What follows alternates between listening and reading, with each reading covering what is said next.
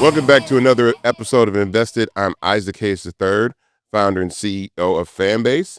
This show gives you front row access to the evolution of the creator economy and our latest equity crowdfund campaign on Start Engine. This week, I am joined by our partnerships and communications specialist, Noah Washington. What's up, everybody? What's up, Noah? How you been? What's up, everybody? How are we doing today? Mr. Hayes, thank you for having me on the show. It's crazy going from behind the scenes to in front of the scenes. Yeah, but I'm glad to have you here this week. A couple of reasons. One, you just left Martha's Vineyard. I did indeed. Tell everybody about Martha's Vineyard, because it's part of the conversation we're going to have today is about Black ownership. And I think things that go on at the Vineyard kind of reflect that, and they're important. So, talk about that briefly. Yeah, so, I mean, it was a magical experience for sure. Part of it is when you're just walking through the streets, you see people of fame, fortune, just casually kicking it as if it's no big deal, as if it was normal. And I compare that to my Atlanta experience, where it is also normal for Black people to be in empowerment, to be in wealth, and it be just a casual thing. And it's something you don't see across the country.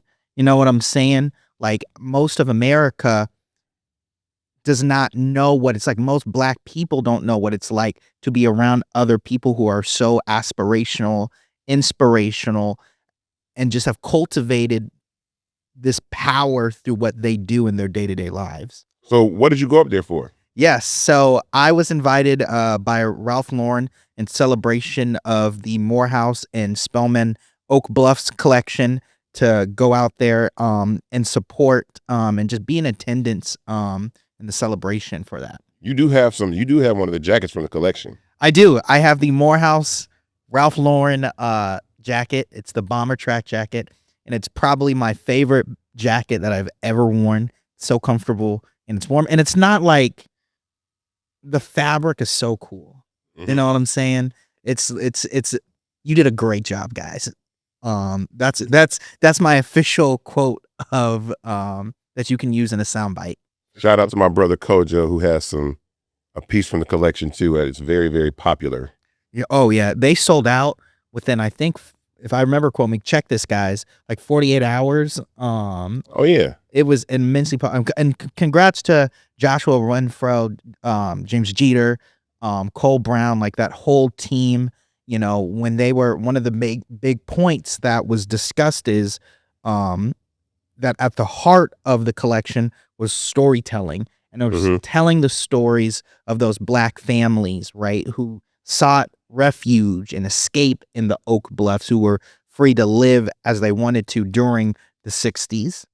That's awesome. I think, the conversation of Black ownership is something that we don't have enough of in our community. I think we talk about it, but we don't act on it. 100%. We are the first, and I'm willing to go on record for this. Nobody will put themselves down like the Black community. We will tear each other down, and we will seek approval from white validated products, right, for systems that were never intended to serve us. Right. And so getting to the point of even how, like, we got here, when I started Fanbase, that is the thing that I noticed, is that, the contribution that Black culture consistently gives to the infrastructure of platforms that we don't own. For all of you that don't know, Noah was here from the very beginning. Noah was here before Fanbase existed. Noah's been working together with myself. So you might want to say Noah is probably one of Fanbase's first employees, right along with Ramiro and the team that came in. But we were working on this early on. But I built the platform for that very reason. And I think we're in a pivotal moment right now in our country, just based off some of the things that have been happening, over the course of the last year. But more importantly, it's going back further and further. I've noticed that, female Black unemployment is up 6%. A lot of people are getting laid off from their jobs. I've met so many women that have lost their jobs that were in positions that had to do with diversity, equity, inclusion. And it's a signal to me that a lot of these corporations never really cared about DEI. It was just a good headline. You know, it's something to talk about and do. But when they got the first opportunity to get out from under it, they abolished those positions. They let go of those people. And so now we have a workforce that is, I think, going to be forced to collaborate and work more together. Right now, everybody is bowing to the crown of Donald Trump. Yeah. And are trying to appease him. And we're seeing this across the board. And, I'm glad that we have people like yourself, like Dr. Jamal Bryant, who are calling it out for what it is. I believe at the heart of culture is community, right? Mm-hmm. My best example is, if we go back to Tulsa, right, in the Greenwood district, right, where one business's success would help grow the other, right? And it would be a ripple effect where you ended up with this massively successful community. My question to you is, for Fanbase, right, how will the platform success help build the individual success? That is the design of Fanbase. Fanbase's success is built upon the success of the users of the platform, right? A couple things.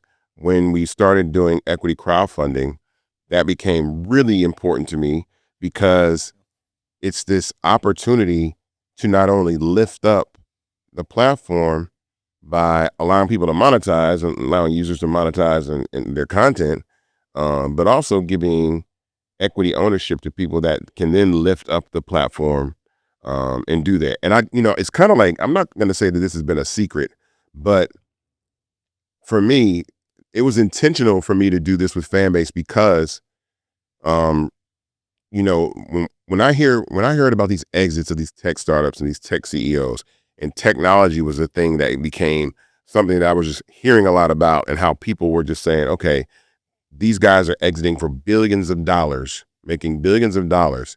But there's an intersection of Black culture and technology that exists primarily in social media, music, TV and film, places like that.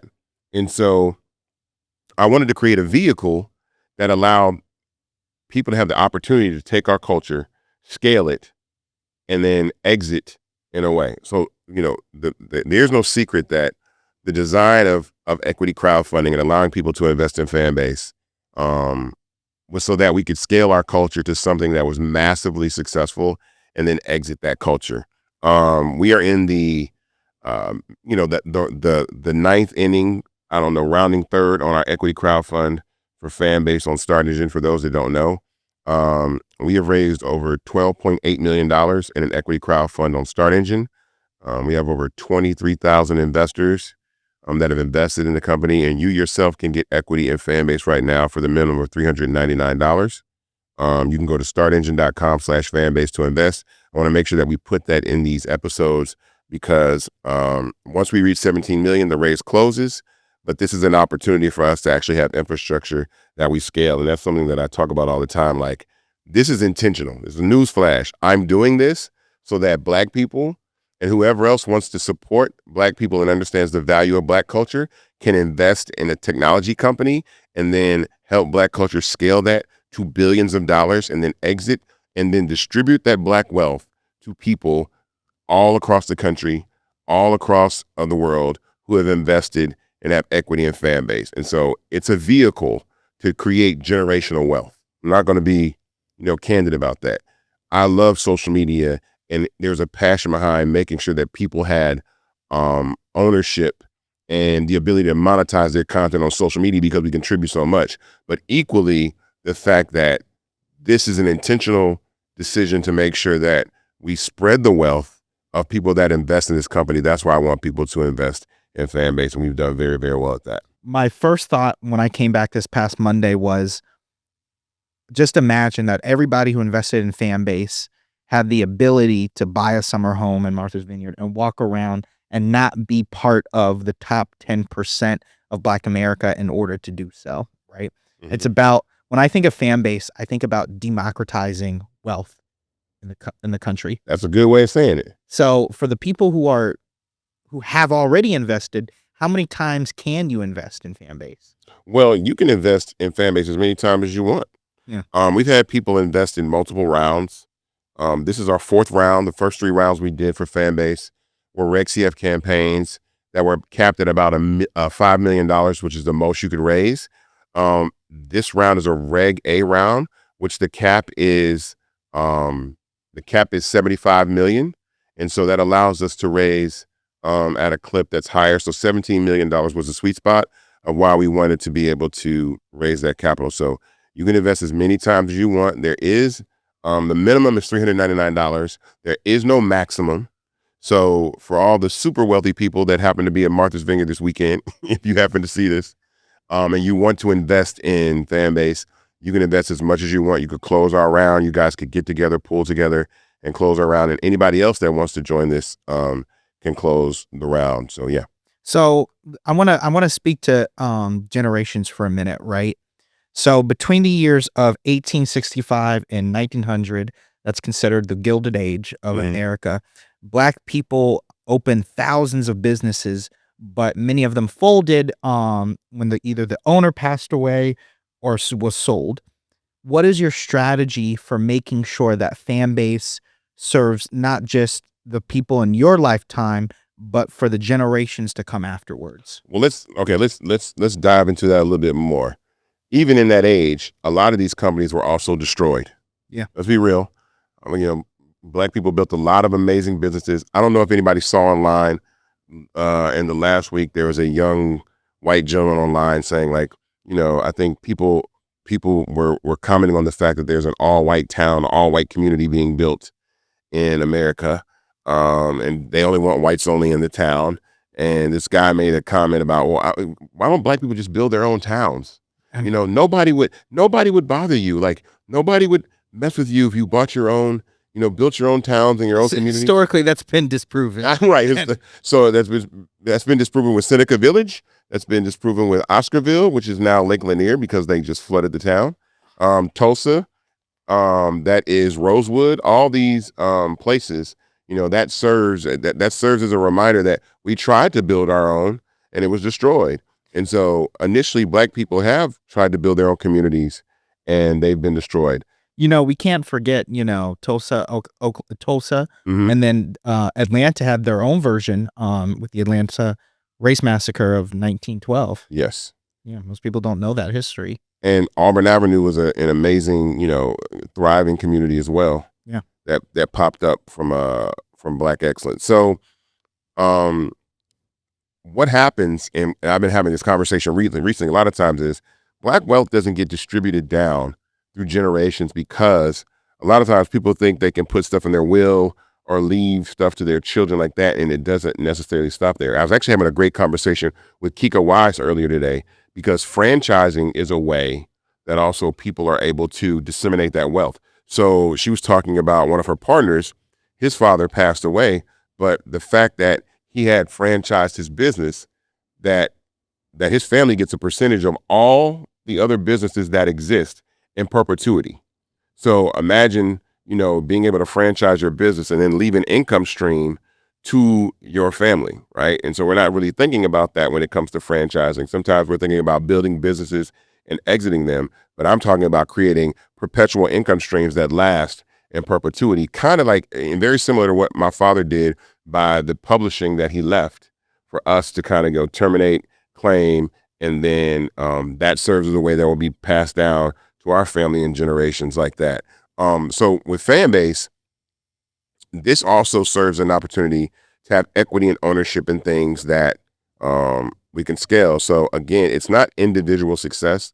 I'm not really interested in individual success for myself. And I've spoken candidly about this where I am really, and I say this all the time, I am really proud of all the Black people that have accomplished all the amazing things that they have done. All the multimillionaires and millionaires that have individual success in this country. I think it is amazing. But I don't think that can no longer be the flex. That can no longer be the flex, that you've made it and aspirationally if I make it, you can make it. I think there needs to be a further step of collaboration of how we come together and start to scale businesses, because a lot of these things don't make sense to me. It just doesn't make sense, meaning Black culture has the ability to identify multiple infrastructures and businesses in this country and then collectively elevate any one of those things to the enormous amount of success that a parallel industry is that white culture does. I can give examples.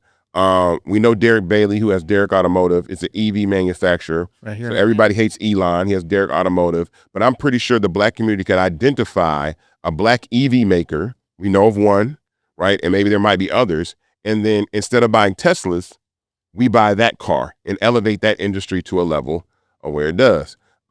Shout out to my guy, Bam Sparks, who has Culture Wireless. Culture Wireless is a telecommunications company that has a deal with T-Mobile. Very similar to like kind of what Mint Mobile was with Ryan Reynolds. But we could all get Culture Wireless accounts and use that as a cellular service to elevate that. But importantly, BAM has a raise open right now too on WeFunder that you can invest and have equity in that. And I've invested in WeFund. I mean, I've invested in Culture Wireless through WeFunder. And so I'm putting my money in infrastructures, right? I'm investing in things that I feel like can scale, but collectively, all of us can have a part of that. And it's the same thing with Fanbase. I'm just like, I'm at a point right now where it's like, all right, I know all of my friends that are successful and that are wealthy and want to tell everybody how they got rich and how they think they can get rich. But collectively, we could do a lot more in our community to make sure that we're pooling our resources and doing things to elevate businesses. Well, let me go in there real quick. I don't think this is a stretch to say you are the most successful man in equity crowdfunding in America right now, period.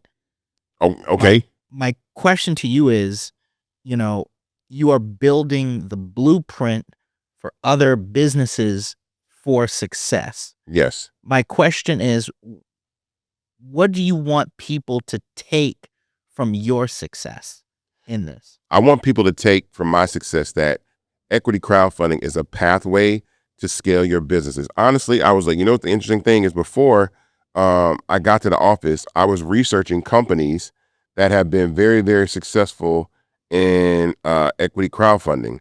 And I was reading off some of the people that were the most successful in this industry. And I was looking at Black founders accounted for about 11% of companies raising Reg CF and Reg A in 2024, up 9.5% in 2020. So there are triple the share of Black founders. This is roughly triple the share Black founders see in traditional venture capital. So equity crowdfunding is serving as a better pathway to raise capital for our businesses than going through venture capital. And then Fanbase is one of the platforms that has raised a lot of money. Curl Mix, Black Sands Entertainment, Backstage Capital with Arlen has raised capital, but there are not that many companies that are using equity crowdfunding to raise capital. And I'm telling everybody, like, the genius and the power of equity crowdfunding is that there are a lot of businesses that we can actually increase and have value in. So it's like, okay, here's the thing that I said before, which is crazy. Here's a crazy idea, ladies and gentlemen. Suppose someone built a social media platform that allowed anybody to have equity in it in its early stage, before it became this household name that everybody knows, right? And then people buy equity into that company. And then we collectively use our reach, our relationships, our platforms, everything to bring attention to that company and then scale it up and make it as massive and successful as Instagram, as TikTok, as Facebook. And then when that company is at a peak of its success, that company either goes public or that company gets acquired, and everybody that invested in that company winds up getting a check. Standing at 23,000 plus investors in Fanbase, you're looking at something that could be the largest distribution of wealth to Black people in the history of this country, right? Not just individual success, not just me, right? Not just me, but the people that all have put money into this platform. And I think something that is extremely important to talk about strategically is technology is the fastest way to grow wealth in this country. And when I thought about Fanbase, again, via equity crowdfunding, it's only so valuable some corporations can get, right? I was talking about this the other day, that Coca-Cola has been around since the 1800s, right? They're about a $300 billion company. Facebook came out in 2004. It's 21 years old. It's a $1.7 trillion company. So in 200 years, it took Coca-Cola to get to 300 billion. Facebook has gone in 21 years to 1.7 trillion. And so the people that own those infrastructures are the ones that are able to use that money to provide and build them. So that's why the vehicle that I stress so much about equity crowdfunding is so important, because it's like, yo, we invest, we scale, we exit, right? That's the way that we do it. And so, I think 8 of the top 10 wealthiest men on the planet are all in technology. And so technology can scale further than food and beverage, right? Further than retail, right? So that is the way that I think, like I said, distributing Black wealth and our absence and our lack of Black wealth, we have to use technology to scale those businesses and also use Black culture as the advantage to do so. VC funding was declined in 2024 and declined even more so in 2025. Do you think, now that we've proven through your success and Fanbase's success that equity crowdfunding, for lack of a better term, is the move, right? Do you believe we can go back to VC funding? I'm not against VC funding, right? VC funding was kind of what I knew from the beginning, but because of the lack of opportunity for Black people, I needed an alternative. And that's why equity crowdfunding serves as an alternative. I think VC funding can be used to scale your business and, like I said, add rocket fuel, but the terms have to be correct, right? So a lot of times when you hear these people raise money in these businesses, I hear the headline, so-and-so raised 30 million, 50 million, 25 million. The part that you don't hear is, how much equity do they have? How much do they give up for that? How much control? Is there a board? Can they be removed from the company? And so to me, that was important, because as I know that I'm scaling something that is extremely valuable, I wanted to make sure that I gave myself a path to take it as far as I wanted to take it. And so it's not that I'm against venture capital. I think that for right now, equity crowdfunding is the way. And I scream it to the top of the hills. But one of the things that I tell everybody, and you got to understand this, is you got to have your stuff together if you're doing equity crowdfunding. One of the things that I loved about equity crowdfunding for me with Fanbase is it made me learn my business in ways that I would have not learned if I had gone through traditional VC. So when you know about a lot of the different things with your stock structure and all these other things that people normally don't think about, right? It's kind of similar to music business. It's like, you're talented, you sign to a label, but you don't think about publishing. You don't think about your touring rights. You don't think about your name, image, and likeness. And so equity crowdfunding made me learn about all these things, the finances, the trademarks, the patents, all these things that I had to do independent of letting a VC handle that for me. You know what I'm saying? And that gave me knowledge and information to understand truly how valuable independently raising capital through equity crowdfunding is. So, last night I went to the Magic City premiere. Right? Oh, shout out to Magic City. Shout out to Jermaine Dupri. Magic City. Shout out to Jermaine Dupri, Magic City. Absolutely. Cole Brown, and another full circle moment. Yeah. The director of Magic City is the director of the Ralph Lauren Oak Bluffs campaign. So shout out to Cole Brown. You killed it, bro. But my biggest takeaway in relation to this is, right, you go to the club not for the club experience. You go to the club because you want to see your favorite performer, right? Yeah. And that's how I equate that to fan bases. Wait, you're equating Fanbase to a strip club? He said, wait, just to be clear, Noah said, you go to the strip club to see your favorite performer. I like that, but go ahead, continue. Sorry, Mom, if you're watching this. Go ahead. But you go there to see your favorite creator, I'm sorry, creator. Let me Content start. yeah, creator?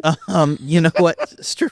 You No, could be a keep going. content creator. No, keep going. So, but my point is that person who you're going to see holds the power in the situation. They could go to any other place and probably get the same regulars and same crowd because they are the attraction, right? Yeah. In what ways do you look to build the attraction coming to Fanbase? Well, I like the way that you put that because it does, in essence, you've seen the level of success that content creators have that are in the adult industry that they've had on platforms like OnlyFans. Yeah. In fact, I'll be candid. I thought OnlyFans was going to kill the strip club. I was like, yo, the strip club is done, right? Right. And the only reason why I thought that, and what I thought was really remarkable about OnlyFans is if you're a stripper and you have to wake up and go to the club at midnight and sit till 5 a.m. and have some, grimy dudes paw all over you. Yeah. It's filled with smoke. It might be violence. You never know, just dealing with a whole bunch of stuff that you don't want to deal with. But you could take your talents and go digital global to a subscription model and not have to deal with anybody and potentially make 10, 100, 1,000 times the money. That to me was like, oh yeah, like I said, I have no plans on being a stripper, but I thought that's why content creation is important and very, very valuable. So when I thought about that, I'm like, well, if they do that, podcasters can do that. And we've seen the success that podcasters have had going direct to consumer monetization, right? And I think about artists, and I think about chefs, and I think about fitness enthusiasts, and I think about anybody that has a skill or trait, a great storyteller, any type of information that they can offer. I find that incredibly powerful that now it's direct to consumer. It's about the audience. Right. It's about building a community that you can monetize globally without the physical infrastructure that's necessary. You don't need a gym. So it's like if you want to be a personal trainer, you know what I'm saying, and teach fitness courses, you don't need a gym to do so anymore. You just need a place to film your exercises, show your progress, show your results, and then give people a place to monetize that content. That is the strategy that I think a lot of people that lose their sight on. They think it's hard to be a content. How do I monetize? Like, how do I create that? And I'm like, it's the same thing that you were doing. You're just selling things digitally. You just have to have the guts and the courage to ask people to subscribe. And that's another thing in our community that I think is so taboo, is that we are afraid to ask people to support us, even monetarily, right? We're afraid of that. I saw, this is during the pandemic. I think there was like a bakery or something in DC that was shut down, having hard times during the pandemic. And that company was owned by some young Black women. And they got to the point that they were afraid to ask the community to help them because they didn't want them to think that they were broke or begging. And I thought that was crazy. I was like, wow, like we're so prideful in our community to say, you know what? I'd rather, but just my pride will let me not ask to actually be compensated or help to keep a business open that provides a service, rather than, than saying, hey, I do that. And I think the girls broke down and they actually did it, and it helped, keep their business going. And I thought that was a good point, because why are we so afraid to ask to be compensated for things that we do? And it reminds me a lot of the mixtape era, where we gave away all our songs for free. It's like we got all these great records, we're giving away all these songs for free, and nobody got no record deals out of it. But oh my God, Live Mixtapes and Dat Piff, they made a killing. Who owns Live Mix and Dat Piff? It wasn't owned by Black people. So we were giving away our IP for free in hopes that we make it to the next level, which is the record business. So when I see content creators giving away their IP for free, hoping that they make it to the next level of the business, which is some sort of sponsorship or brand deal or stardom, it is the same thing, where you have to start monetizing your content from day one. Don't not build a community, right? Always build community, because community is at the core, but also added that extra layer of saying, let me put something in here where people can support me. And I think that's kind of the things that a lot of us miss in our community, and especially even probably with Fanbase, in the way that we relay our message, that people got to understand that the app is totally free to use and download. I mean, explain that. People don't know that, like, Fanbase is a free to download, free to use app. Everything is completely optional. Yeah, yeah. So if you want to have subscribers, it's an option. So people think, do I subscribe to Fanbase? No, Fanbase doesn't have subscribers. You do. It's free to use in a community, and that's the point about it. The community part is really the most important part, because then it can scale past just being a paywall site. It can scale bigger and larger than an OnlyFans and a Patreon, because now we have a community that's there to do other things besides watch paid content. It's actually communicate with each other. I love how you put that. Once again, going back to the Magic City comparison, one of the big points that made is that the club became the test site for how people would receive your music. Yes. Right. And before this, I didn't realize that there was like a whole call me ignorant, but there was a whole economy based around stripper culture that exceeded more than what was within the doors of the club. Absolutely. I mean, I think strip club culture and strip club culture became mainstream through a place like Magic City. And I don't necessarily want to call Black culture strip club culture, but there have been strip clubs. But I think, again, the innovation of Black people made it very, very popular, especially with our music. So the songs that the girls want to dance to became the songs that everybody wound up wanting to listen to. So you would go there and test music there. So Future came out of the strip club. I mean, it was so much, Future had so much success, because his records broke in Magic City, and it was a big part of that. Outkast was doing that. Jermaine was doing that. T.I. was doing that. Drake was doing that. Like, all these artists were using this place where, again, the culture existed and the talent existed as a proving ground to monetize your content to the next level. I want to get more into that, right? How the culture is used to the advancement of systems that will be in service of us, right? How does Fanbase, when you were thinking of Fanbase, right? How did you envision the culture being used to push it forward? So I said this story, I've told this story plenty of times, that Grandmaster Flash is the pioneer of DJ culture. Yeah. And that what he did is he took 2 turntables and a mixer and created an art form. And if I had a time machine, I would go back and tell Grandmaster Flash, do not show anybody how to do this. First, figure out how to build turntables and mixers. Start the infrastructure first, because everybody that's going to want to do this is going to need to have 2 turntables and a mixer. Fast forward, Techniques, Pioneer, Serato, all these companies went and built the infrastructure of DJ culture, and they're the ones that have made billions of dollars off of it, off of Grandmaster Flash's innovation. And what I get tired of seeing is that Black culture elevates the music business or the TV and film industry or sports, a lot of entertainment, comedy, and now social media, but we don't have that ownership of the infrastructure. And so we have to own and build infrastructures that we can scale to massive value. I think that the shift is happening. I think more people are realizing that. We talked about equity. I feel like a couple of weeks ago, we were talking about how a lot of the Black creators don't take equity positions in companies where they could. And again, collectively, that's how we could use our culture. You got to think of Black culture as like vibranium. I know I say this like a lot, and I'm always going to repeat that. Black culture is like vibranium, right?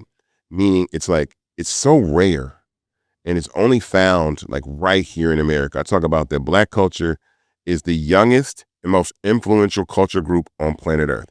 And Black culture is American culture, and American culture is global culture. But who owns the culture? And the question is, whoever owns the infrastructure is who owns the culture. So I don't care how talented of a basketball player you are, whoever owns the team and whoever owns the stadium owns the culture. I don't care how good of a rapper you are, whoever owns the record label, who owns the masters, and who has the publishing owns the culture. I don't care how great of a producer you are, whoever makes the keyboards and the drum machines and the software owns the culture. I don't care how great of a content creator you are. Whoever owns the apps, right, own the culture. And so if we are directing our energy to ownership like that, we are giving away trillions of dollars of value, and that has to stop. That is my mission and my purpose, and what I'm so passionate about. I wanna get more into that of ownership, right? Hold up real quick. Yeah.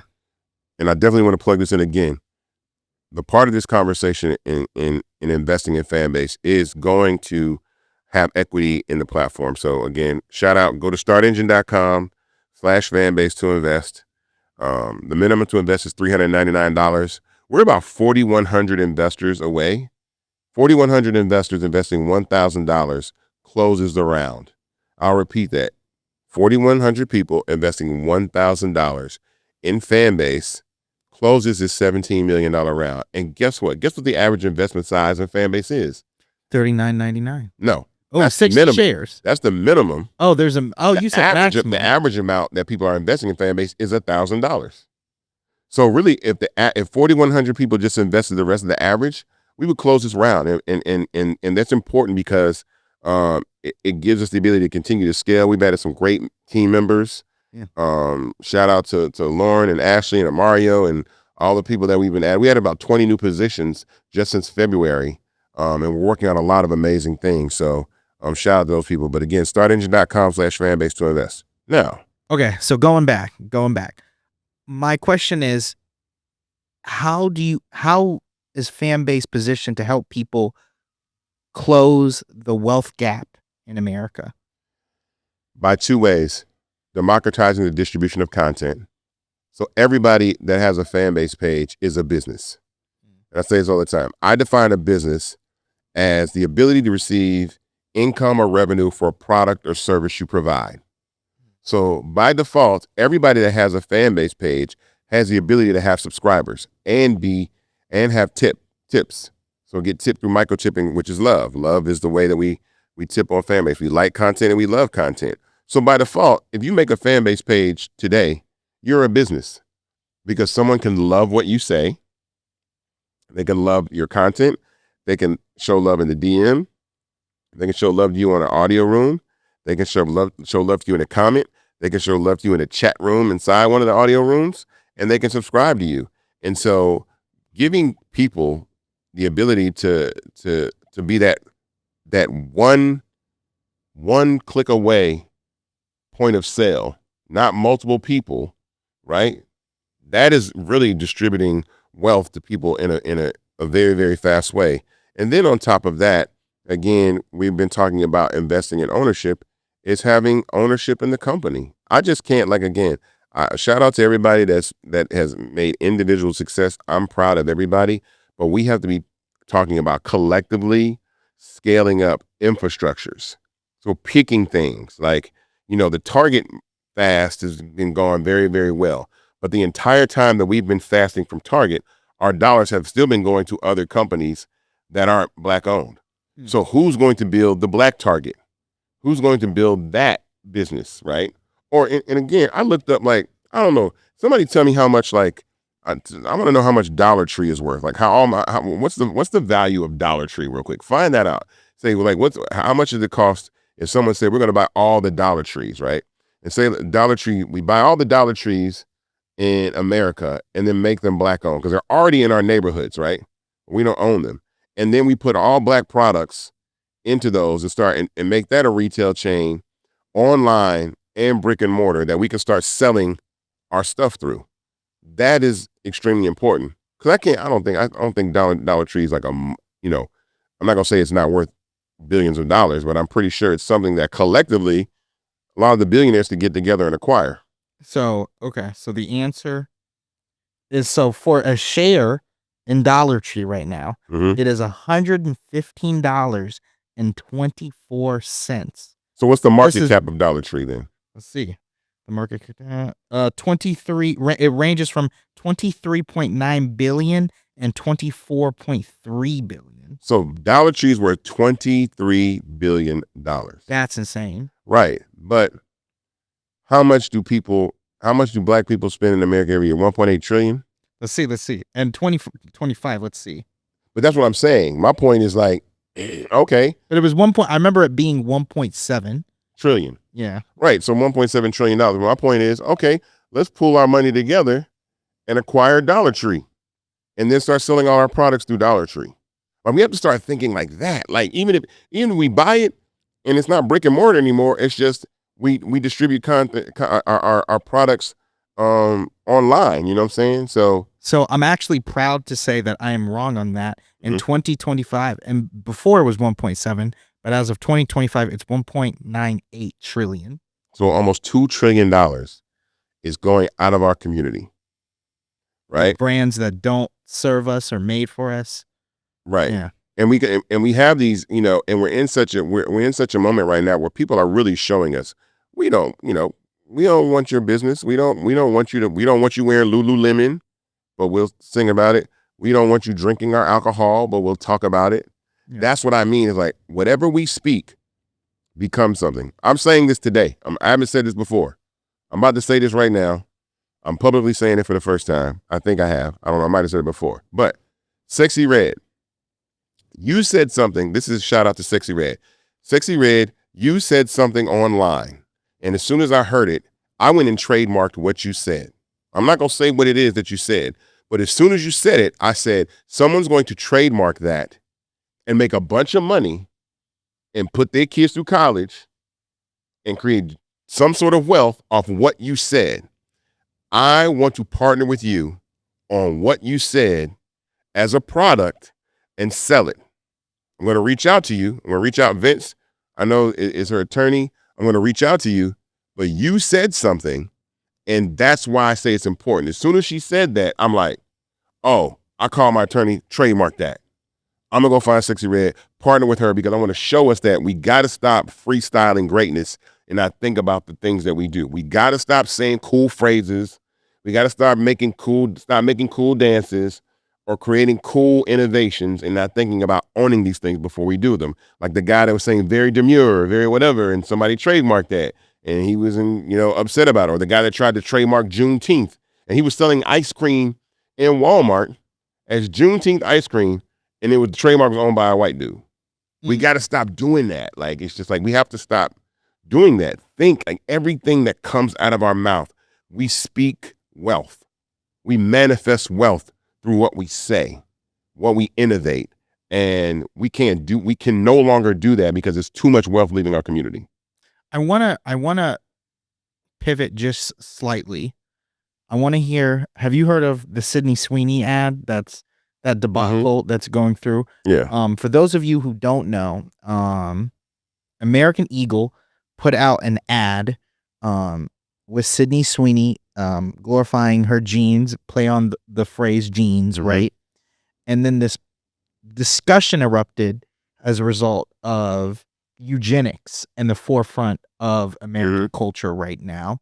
How can we as Black people combat that? Well, when I heard about this, I can say that I wasn't so much offended because I don't know that many Black people that buy American Eagle jeans. My thing was, if we're mad about it, then who got the jean company we can buy jeans from? That's how you combat that. Let them have the ad talking about eugenics. Where are the jeans that Black people own that created our companies and then put our money into those? Because again, I don't know who owns True Religion. I know everybody bought them jeans. You know what I'm saying? I don't, you know what I'm saying? I don't know who owns, Chrome Hearts. I don't know who owns these companies, but I guarantee when you Google them, a lot of times it's not us. And so that's the part that I have is like, again, if we make it cool, it's cool, but who owns it on the back end? We didn't get to talk about this, but the T app. The T app came out. That is such a great example. Let's talk about the T app part 2. So the T app was an app that allowed women to make anonymous reviews of men that they were dating, either giving them green or red flags, right? And the app became enormously popular. It's been faced with a lot of challenges, legal challenges, privacy challenges, stuff like that. But the app was at the top of the App Store charts. Come to find out that the T app was owned by a guy named Sean Cook. Fast forward, This week, another app has popped up. It's called the Tea on Her app. And so apparently there's been a male version created that allows men to give reviews of women and giving them green or red flags on the platform. I don't condone either one. I think it's highly problematic, but I can say that the Tea on Her app is owned by someone black. So even if, like, at the end of the day, at least someone said, hey, look, if someone's going to try to make money or exploit our culture, it's got to be us at the end of the day.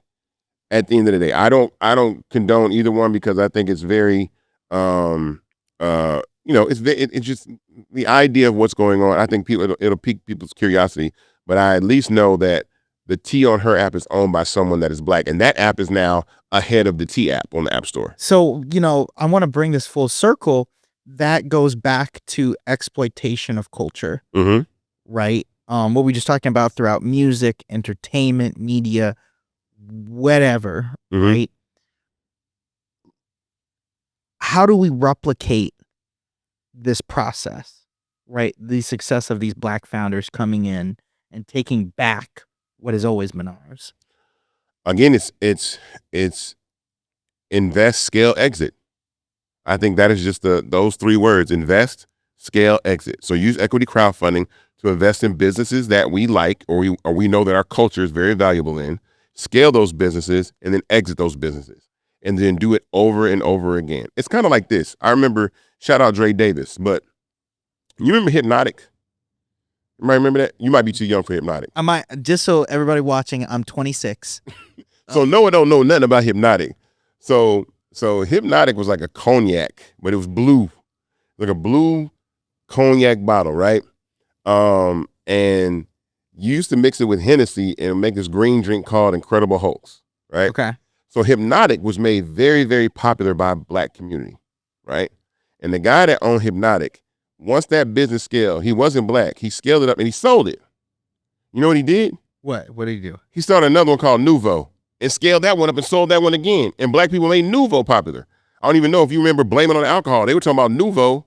Nouveau was the drink after that. And again, it's like, we do that. So when I see Jay-Z with Ace of Spades, or when I see Rick Ross with Bel Air, or Kevin Hart has a tequila and things like that, like I at least understand. I'm not a drinker, but at least we are, putting our dollars into infrastructures that we can scale. The other part, or Uncle Nearest, right? Yeah. But the part that I think is missing is that we need to allow the general public to invest in those companies as well, because now it's not just so much individual success, it's collective success. So now I use a cell phone company that I own part of. I use an app that I own part of. I drink a liquor that I own part of.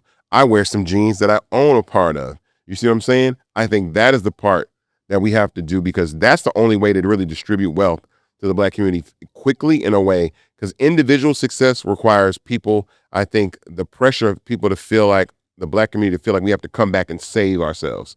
So again, I don't think it's a responsibility of all these black billionaires to come back and save all of us, right?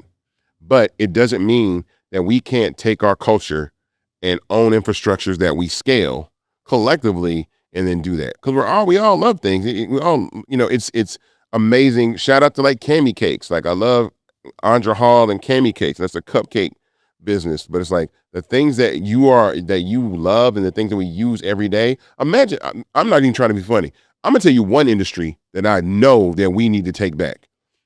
Imagine if black people took back the hair care and beauty industry. Imagine if we took that back. Do you know how much wealth that is? When you see these stores, I don't know who owns Ulta Beauty. Does anybody know who owns Ulta Beauty? Let's look who. I know, again, I don't know who owns Ulta Beauty, but if it's someone black, they would definitely be the billionaires of all time. We would know who they are. Let's fact check this. Fact check real quick. But my point is that, if we took back the hair care industry, and there are some products, we have Bronner Brothers and stuff like that have been in the hair care business, but collectively take all that back. Shout out to Kim with Curl Mix. Again, like, those are the things. We took that industry back. You know how much wealth that is that's coming back into our community? It's impactful. So who owns Ulta Beauty?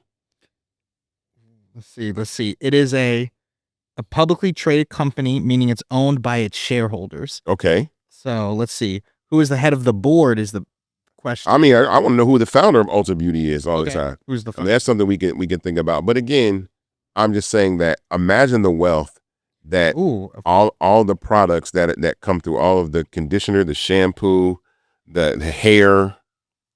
I got you. So it is Richard E. George, a white man. So Richard E. George owns Ulta And Beauty. he was the founder alongside Terry Henson. Okay. So they both founded it, and the current, let's see, as I said, it's a public. Well, then what's the value of Ulta Beauty? What's the market cap? So whenever it's a publicly traded company, so you ever know the value of a company and it's publicly traded, just say what's the market cap.